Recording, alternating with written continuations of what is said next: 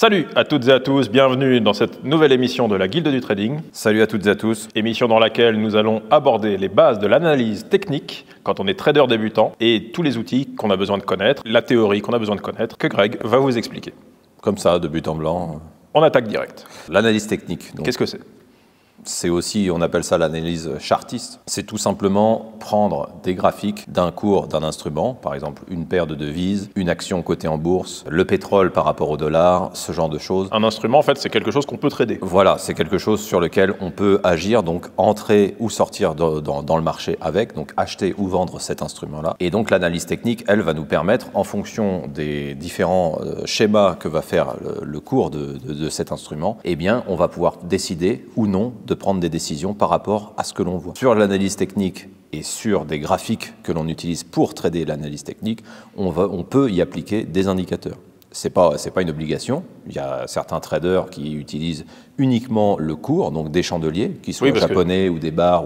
Quand on ouvre sa plateforme de trading et qu'on choisit par exemple de trader l'euro USD, puisqu'on en parlait dans une émission précédente, ce qui s'affiche, c'est directement là où ça en est. Donc on voit quelques heures auparavant et puis on voit le cours avec la petite croix là, qui se déplace et qui est en train d'indiquer où en est le cours actuellement. Tout à fait. Ce que ça représente, c'est qu'en fait, il faut par exemple 1,07 $ pour faire 1 euro. Donc le cours de l'euro USD est à 1,07 et donc il faut 1,07 $ pour faire 1 euro. Donc c'est ça que représentent les chandeliers et le cours et le prix qu'on voit sur ce graphique. C'est un peu l'indicateur par défaut qu'on est obligé d'avoir. Oui, ça c'est quand même un indicateur. Le fait d'avoir les représentations de l'instrument sous graphique, avec une forme de graphique, c'est un instrument. Une représentation visuelle, tu veux dire. Voilà, la représentation visuelle, c'est un instrument. Par contre, c'est l'instrument qui est le plus rapide, on va dire, par rapport à ce que ça représente, parce que c'est le prix lui-même. Donc à chaque fois qu'il y a des variations de ce prix, et les variations de cet instrument-là, eh bien ça fait s'afficher de nouveaux éléments que certains traders arrivent à analyser, et donc, en fonction d'un système de trading que tu mets en place, tu peux essayer de prédire, entre guillemets, ou de suivre ce que fait le cours, donc l'instrument. Donc en fait, l'analyse technique, pour résumer, c'est une observation visuelle. Une observation auditive, ça marche pas, mais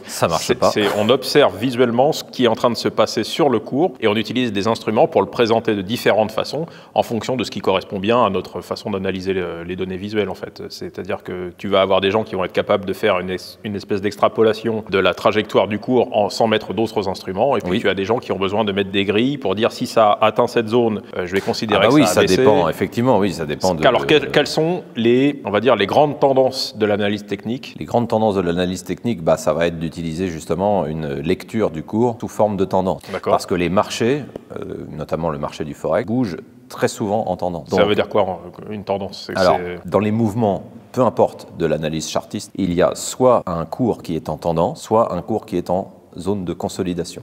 C'est-à-dire, soit le cours de l'instrument va monter en petites dents de scie comme ça, va monter, baisser un petit peu, continuer à monter, atteindre un point plus haut, rebaisser un petit peu, continuer de monter, atteindre à nouveau un point plus haut et continuer de baisser, et ainsi de suite. D'accord, mais donc il a une direction quand même. Voilà, il a une tendance par exemple à la hausse. Voilà. Et il a la même chose avec une tendance baissière, donc baisser, atteindre un point plus bas, remonter légèrement, ce qu'on appelle un pullback, donc un retour sur un point X précédent, et redescendre à nouveau, atteindre un nouveau plus bas, et ainsi de suite. Et en fait, la succession de points de plus en plus bas ou de points de plus en plus hauts dans une tendance haussière définit ce qu'on appelle grossièrement une tendance. D'accord. Donc soit le cours va être en tendance, haussière ou baissière, soit il va consolider dans un range, donc dans un cadre bien défini, qui peut être plus ou moins grand, et il va faire ce qu'on appelle du ping-pong, donc il va monter, descendre, puis remonter, descendre, toujours dans la même zone, et là, la tendance n'est pas définie, et donc c'est ce qu'on appelle une consolidation ou un range. Une stagnation. Voilà, une stagnation, jusqu'à ce que le cours décide de casser ce range, et éventuellement de partir là en tendance, ou de remonter un peu plus haut, et de refaire à nouveau une zone de consolidation. Donc on peut vraiment considérer que le marché qu'on analyse, peu importe ce qu'il est, donc l'instrument qu'on analyse, en analyse technique, il va être soit en tendance, soit en consolidation. D'accord, donc ça c'est les deux états dans lesquels peut se trouver le marché. Oui, on va dire c'est vraiment les deux états basiques. Et peu importe votre système, peu importe ce que vous tradez, si vous avez beaucoup d'indicateurs, pas beaucoup d'indicateurs, que vous tradez des patterns, que vous tradez avec des algorithmes ou autres, soit vous allez exploiter des très petits mouvements dans des zones de consolidation, soit des très petits mouvements dans des zones de tendance. En fait, donc la stratégie idéale en analyse technique, si on ne fait pas rentrer l'analyse fondamentale, c'est-à-dire l'étude du contexte, Si on reste en analyse technique, on est seul devant son ordinateur, on n'a pas d'autres infos que ça, disons. Oui. C'est de choisir quelque chose qui va nous permettre d'extrapoler ou de détecter un peu à l'avance quand le cours est en train de partir pour une tendance. Si on peut le détecter assez tôt, on va pouvoir savoir que, hop, là, dis donc, la zone de consolidation, par exemple, a l'air d'être terminée puisqu'on a l'air de partir en tendance haussière, disons. Oui. Donc, c'est bien de le savoir au début de cette tendance pour pouvoir l'exploiter dans une série de trades qui va continuer dans cette lancée. En fait. Voilà, c'est ça. Pour un débutant, toi, tu conseillerais quelle technique pour décider de la façon dont on va tester des indicateurs qui vont nous permettre de traiter ces instruments, justement. Quel est l'indicateur ou les 3 indicateurs indispensables à tester pour voir s'ils correspondent à ton style de trader? Alors déjà, ce que je conseille, c'est évidemment toujours en compte démo ou toujours sur historique, c'est de regarder ce à quoi le marché nous fait penser le plus et avec quoi on va avoir le plus d'affinité. Parce que là, juste avant que tu parles de ça, j'ai dit soit on exploite des petits mouvements dans l'intérieur d'une consolidation, soit des petits mouvements en tendance. Mais on n'est pas obligé de faire ça. On peut soit exploiter aussi une tendance entière si on a le moyen de le faire, soit exploiter aussi les allers-retours. On n'est pas obligé de faire des petits mouvements. Ça s'appelle le scalping. En fait, la zone de consolidation, elle n'est pas nécessairement synonyme de on peut rien faire pendant ce temps-là. Voilà, tout à fait. Il y a des systèmes entiers qui reposent sur les ranges. Et donc, le système va être de détecter quand un range se produit et de jouer le ping-pong. À la hausse, à la baisse, on achète, on vend, on achète, on vend. Pareil, si on arrive à détecter qu'on est dans une zone de consolidation et qu'on arrive à détecter sa hauteur maximum et sa zone basse maximum, enfin minimum du coup, on peut estimer que une fois qu'il est là, il va redescendre, une fois qu'il est là, il va remonter. Voilà, tout à fait. C'est encore une question de probabilité et bien évidemment, avant de se lancer comme ça, il faut avoir suffisamment de données pour savoir si notre analyse est correcte quand on est dans une zone de consolidation. Si on ne fait pas du cherry picking, donc de choisir volontairement avec notre cerveau des endroits où ça marche et on oublie totalement les endroits où ça ne marche pas, etc. Donc, bien évidemment, il ne suffit pas juste de faire ça. Mais moi, ce que je conseillerais, c'est d'abord choisir si on aime surfer tout le long d'une tendance à la hausse ou tout le long d'une tendance à la baisse, c'est-à-dire essayer vraiment d'exploiter le long d'une journée quand il y a une belle tendance, essayer peut-être d'exploiter quasiment du début jusqu'à la fin, voir si c'est vraiment un style de trading qui nous convient, ou si on préfère utiliser des mouvements plus courts et sortir plus souvent et re-rentrer plus souvent dans le marché. Parce que en fait, tu as le choix, soit tu rentres et tu sors quand ton trade a duré par exemple plusieurs heures, tu peux faire ça. Soit tu vas rentrer une dizaine de fois dans la journée, ou 5, 6, 7 fois, tout le long d'une tendance, ou dans des zones de consolidation, sans t'attarder trop dans le marché. Tu rentres, ça fait un petit peu d'objectif de profit, ou totalement ton objectif de profit, mais très court, et tu sors. Pour faire ce genre de système, il faut d'abord savoir ce qu'on préfère. Ensuite, quand tu sais ce que tu préfères entre l'un ou l'autre, si tu aimes bien être un trader un peu plus long terme, même si ça reste de l'intraday, c'est-à-dire tu restes dans la journée que tu trades, eh bien tu vas choisir forcément des indicateurs pour t'aider. Alors les indicateurs, je ne le répéterai jamais assez, ça indique, ça ne prédit pas. Un indicateur ne va jamais te permettre de prédire ce que va faire le cours. Mais l'indicateur, la seule chose qu'il fait, c'est prendre les données du cours actuel et des heures passées et le présente visuellement d'une certaine façon. Voilà, il le présente différemment avec sa formule, avec la façon dont il est codé, et il te donne simplement une autre information, mais qui est exactement calée sur le cours. Donc ce n'est pas un prédicateur. Non, c'est juste à vous de trouver celle qui vous trouvez la plus facile à lire.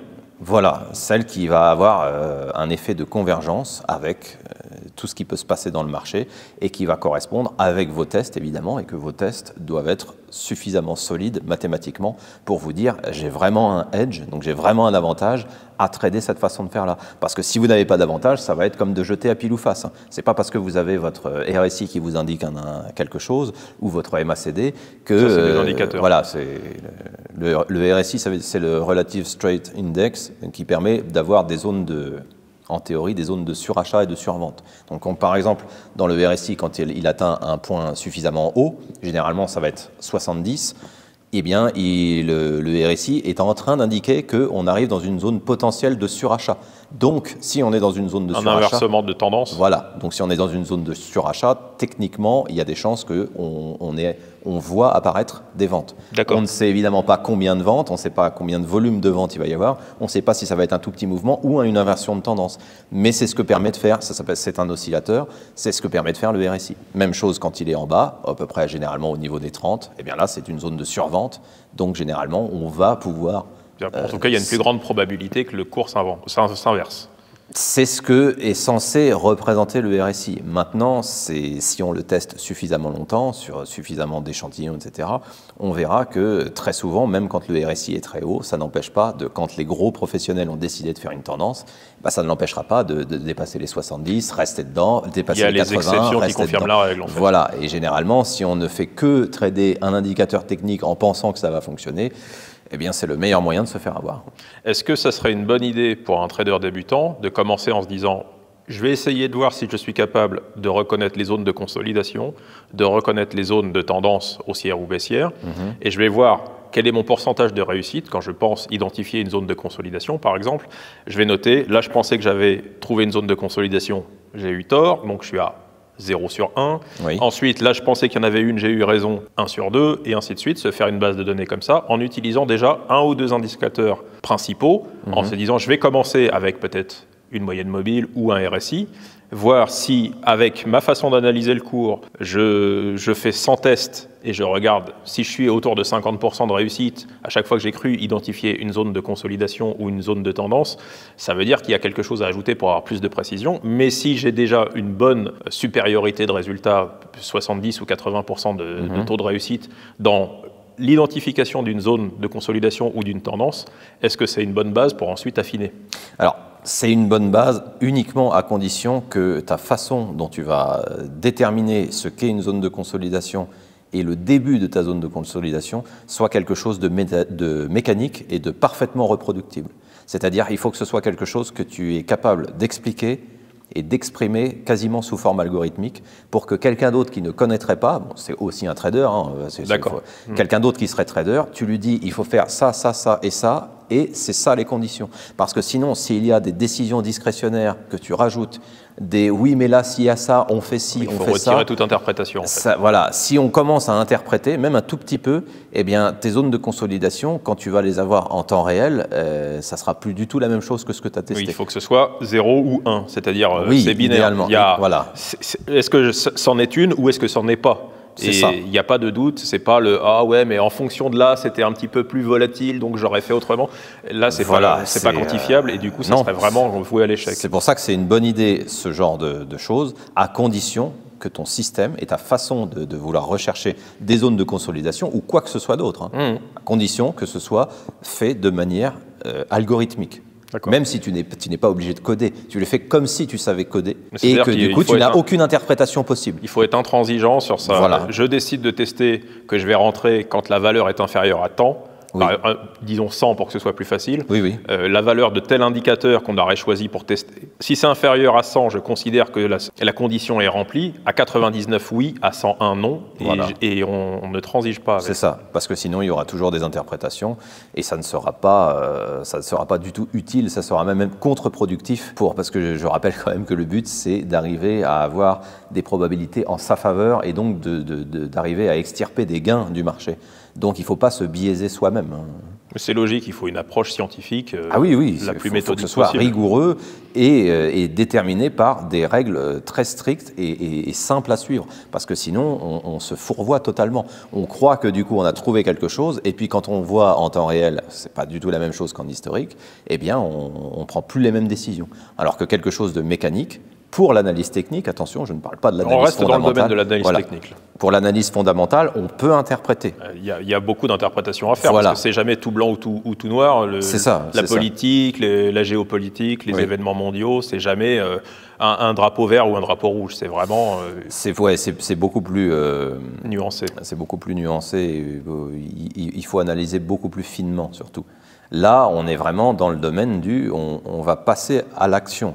On va passer à l'acte et donc entrer. Donc il faut que ce soit très clair et scénarisé. Il faut que votre scénario soit parfaitement clair quand vous devez acheter ou vendre. S'il y a de l'hésitation, on ne trade pas.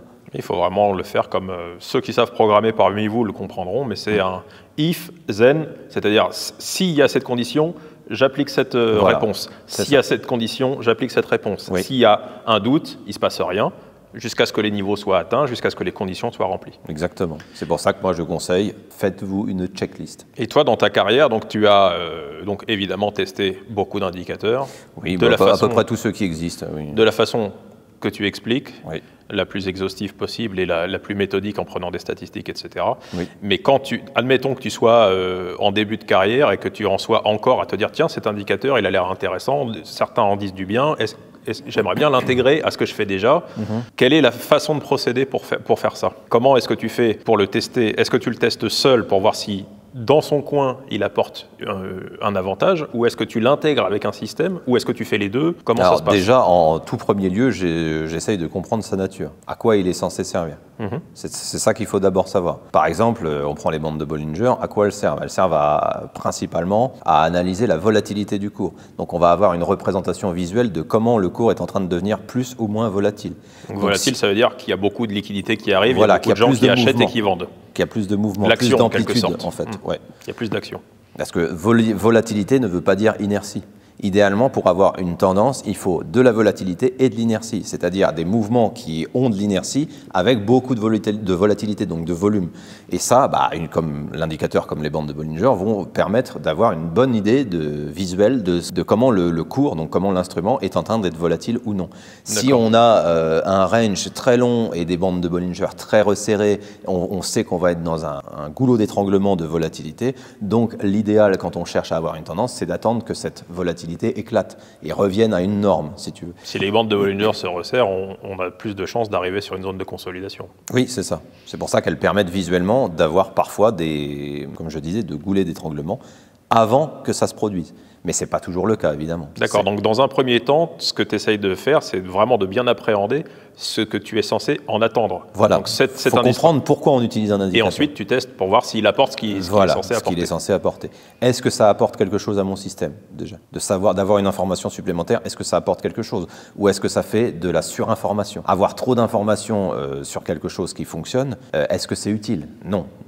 Généralement, avoir trop d'informations, ça ne fait que mélanger les choses dans la tête. Voilà, ça fait qu'on a quelque chose qui nous dit oui, quelque chose qui nous dit non. Ça encore, ça va, il n'y a que 2 indicateurs, mais si on commence à en rajouter 4, 5, 6, 10, comme certains systèmes qui clignotent de partout, ça ne sert pas à grand-chose, parce qu'en fait, tous les indicateurs représentent le cours.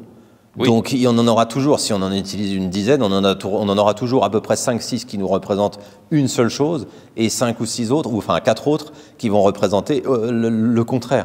Donc il faut vraiment bien choisir, est-ce qu'on a besoin de savoir ce qu'on a comme volume, est-ce qu'on a besoin de savoir ce qu'on a comme volatilité, est-ce qu'on a besoin de savoir ce qu'on a comme inertie, donc par exemple les moyennes mobiles et ce genre de choses, et est-ce qu'on veut savoir si on est dans des zones de surachat ou de survente, de supply and demand, est-ce qu'on veut tracer nous-mêmes nos zones d'achat, enfin d'offres et de demande, parce que c'est là où sont les liquidités, et ce genre de choses. Et au final, les indicateurs, il n'y a pas d'indicateur miracle. Il faut comprendre comment opèrent les gros opérateurs sur le marché, c'est tout. C'est ça qu'il faut essayer de comprendre. Et l'analyse technique nous permet de voir s'ils laissent des empreintes là où ils sont en train d'opérer.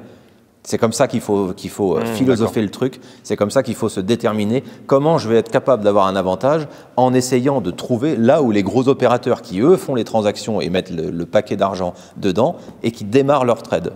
C'est ça qu'il faut essayer. Donc il y a des indicateurs qui vont te permettre de voir les coups d'accélérateur.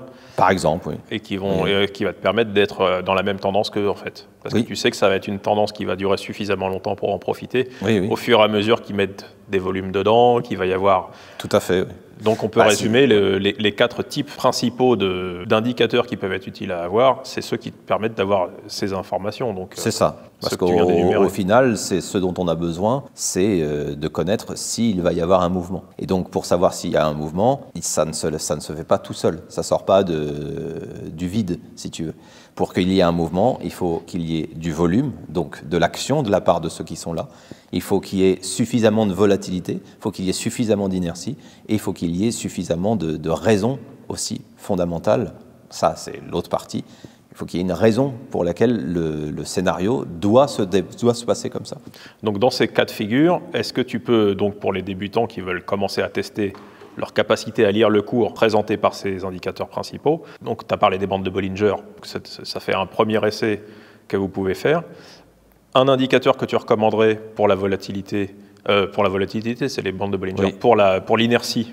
Là, d'utiliser soit des moyennes mobiles, soit ce qu'on appelle dans le système de mon mentor, c'est d'autres types de moyennes mobiles qui sont modifiées, qui sont beaucoup plus proches et beaucoup plus réactives que la moving average classique, quoi. Donc ça serait sur combien de périodes, celle que tu recommandes pour commencer à voir si on s'habitue à lire le cours? Alors, on peut utiliser généralement une moyenne mobile à 21 périodes pour avoir le court terme, et en sachant que la moyenne mobile, ça c'est une information publique, hein, que la moyenne mobile des professionnels, donc généralement des gros traders, ça va être une moyenne mobile à 200 périodes. Ça, on aura une idée plus long terme de ce qui est en train de se passer. Donc avec une EMA de 21 périodes et une EMA donc Moving Average de 200 périodes, on aura une bonne idée de ce qui est en train de se passer en termes de tendance. D'accord. Ça, c'est pour les deux premiers types d'indicateurs. Le troisième, c'est... Si tu veux avoir une zone de surachat et de survente, moi, ce que je conseille, voilà, un RSI, il reste très efficace, mais pas simplement dans les zones. Il faut attendre qu'il y ait des divergences. Ça, idéalement, quand il y a des divergences, voilà, quand il y a des divergences techniques, entre la différence entre un point plus bas et plus haut dans le RSI de cette manière-là, et qu'on a un point plus haut et un point plus bas dans le cours, ou l'inverse, un point plus haut, un point plus bas, un point plus bas, un point plus haut dans le cours, un point plus bas, un point plus haut dans le cours. En inversion, voilà. En miroir. De toute façon, les divergences et tous ces techniques, ça c'est voilà, ça tu l'abordes dans le cours. Qui est beaucoup plus élaboré, que vous pouvez retrouver sur le site, où on rentre dans les détails, enfin surtout toi, il rentre dans les détails de toutes ces techniques, donc n'hésitez pas à aller voir les cours qu'on donne sur le site, je mettrai l'adresse dans la description. Bah oui, parce que c'est bien gentil de parler de RSI, etc., mais il y a beaucoup de nuances et des choses qu'il faut faire précisément. Donc pour connaître des points de valeur importantes dans des éventuelles zones de surachat ou de survente, le RSI est un bon indicateur. Très bien. Et le quatrième critère, le quatrième critère, c'est de savoir où se trouvent les zones de liquidité, donc ce qu'on appelle en anglais les supply and demand, donc l'offre et la demande. Ça, les professionnels se basent beaucoup sur ce genre de choses, et généralement, on se sert là, pas d'indicateur technique, mais on se sert de ce qui s'est passé précisément et précédemment sur le cours. Donc ce sont les chandeliers eux-mêmes qui vont nous indiquer des zones que l'on va tracer nous-mêmes avec les indicateurs de dessin, de graphique qui existent sur la plateforme. Ah oui, tu prends des annotations et tu... Voilà, des zones, en fait, des zones en rectangle, des zones en carré qu'on va tracer nous-mêmes. Et ça, on va essayer de déterminer les zones de liquidité dans lesquelles il y a eu soit des stop-loss qui ont été cherchés, soit des take-profits qui ont été laissés. Et donc, comme on sait que le marché fonctionne de zone de liquidité à zone de liquidité, eh ben, on va essayer, grâce à ce type d'approche, grâce à ce type d'indicateur, de deviner ou d'estimer, plus précisément vraiment d'estimer que ici il y a une potentielle zone, par exemple, d'offre, et on va soit déterminer si on achète ou si on vend en fonction des autres indicateurs qui vont être en convergence avec cette zone d'offre. D'accord, bon ça c'est peut-être un petit peu avancé aussi dans le cadre de l'analyse technique pour un débutant, mais c'est bien de savoir qu'il y a un moment... Oui, mais ça résume en fait ce qu'on peut vraiment faire dans le marché, parce que techniquement on ne peut pas faire grand-chose d'autre. Il faut commencer par mettre en place une stratégie qui prend en compte ces 4 critères.